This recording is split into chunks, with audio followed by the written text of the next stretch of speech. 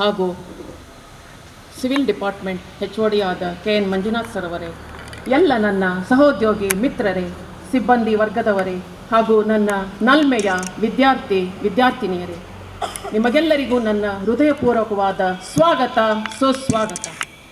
ಎಲ್ಲರಿಗೂ 73ನೇ ಗಣರಾಜ್ಯೋತ್ಸವದ ಶುಭಾಶಯಗಳು.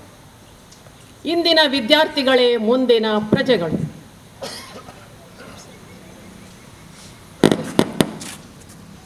ಇಂದಿನ ವಿದ್ಯಾರ್ಥಿಗಳೇ ಮುಂದಿನ ಪ್ರಜೆಗಳು.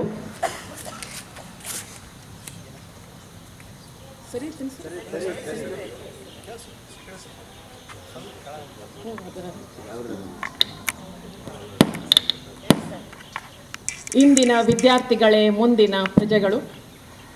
ನಿಮಗೆಲ್ಲರಿಗೂ ನನ್ನ ಶುಭಾಶಯ. ಒಂದು ದೇಶಭಕ್ತಿಯ ಕೆಲವು ಸಾಲುಗಳನ್ನು ಇಲ್ಲಿ ನೆನಪಿಸಿಕೊಳ್ಳೋಣ. ಭಾರತ ದೇಶದ ಬಡವರ ಕಂಬನಿ ವರೆಸುವ ನಾಯಕ ನೀನಾಗು, ಭಾರತೀಯರ ವಿಶ್ವ ಪ್ರೇಮವ ಮೆರೆಸುವ ಜ್ಞಾನಿ ನೀನಾಗು, ಭಾರತೀಯರ ಭವ್ಯ ಭವಿಷ್ಯವ ಬೆಳಗುವ ವಿಜ್ಞಾನಿ ನೀನಾಗು, ಹಿಂದೂಸ್ತಾನವು ಎಂದೂ ಮರೆಯದ ಭಾರತ ರತ್ನವು ನೀವಾಗ್ರಿ ಎಂದು ಆಶಿಸುತ್ತಾ ಈ ಶುಭ ದಿನವನ್ನು ಹಾರೈಸುತ್ತೇನೆ.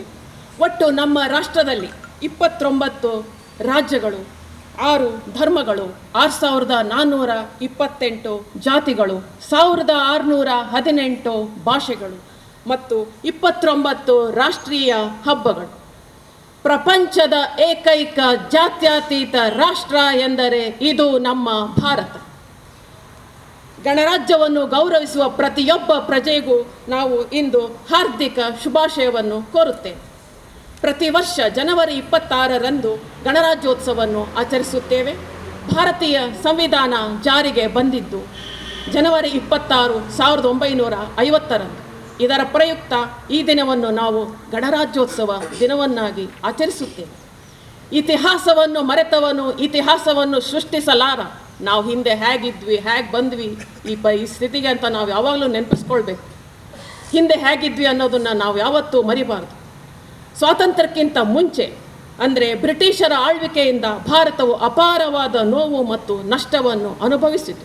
ಸುಮಾರು 6.5 ಲಕ್ಷ ಜನರ ಬಲಿದಾನದಿಂದ, ಸ್ವಾತಂತ್ರ್ಯಕ್ಕಾಗಿ ಹೋರಾಡಿದ ಮಹನೀಯರಿಂದ ನಮಗೆ ಆಗಸ್ಟ್ 15, 1947ರಂದು ಸ್ವಾತಂತ್ರ್ಯ ದೊರಕಿತು. ಆದರೂ ಕೂಡ ಬ್ರಿಟಿಷರ ಆಳ್ವಿಕೆ ಇತ್ತು. ಆವಾಗಲೂ ಕೂಡ ಅವ್ರದ್ದೇ ರೂಲ್ಸ್ ಆ್ಯಂಡ್ ರೆಗ್ಯುಲೇಷನ್ಸ್ ಎಲ್ಲ ನಮ್ಮ ಮೇಲೆ ಹೇರಿತ್ತು.